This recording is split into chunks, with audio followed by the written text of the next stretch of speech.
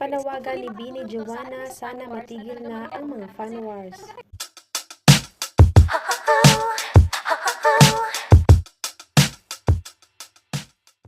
Naging open ang Bini during the press con sa collaboration ng P-pop groups sa Bini and SB19 and other Filipino artists sa Pure Gold Thanksgiving concert.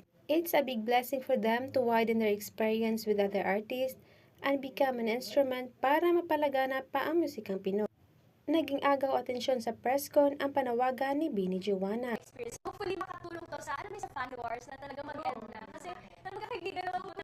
This collaboration ay mayroong big impact not only with the experience but the message to all fandom na magkakaibigan sila lahat at sana itigil ang mga fan wars. Seeing Bini with SB19 interaction, sobrang saya lang.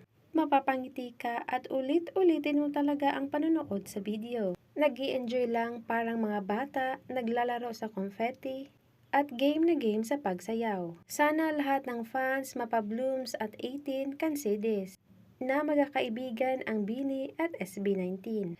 We can both support our idols without away, mga issue, at mga iringan. Let's create a healthy fandom so we can create a healthy environment for our P-pop idols. Because our support is their willpower to continue creating more music.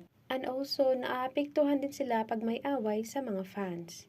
So as fans, let's support and uplift our idols in a healthy way.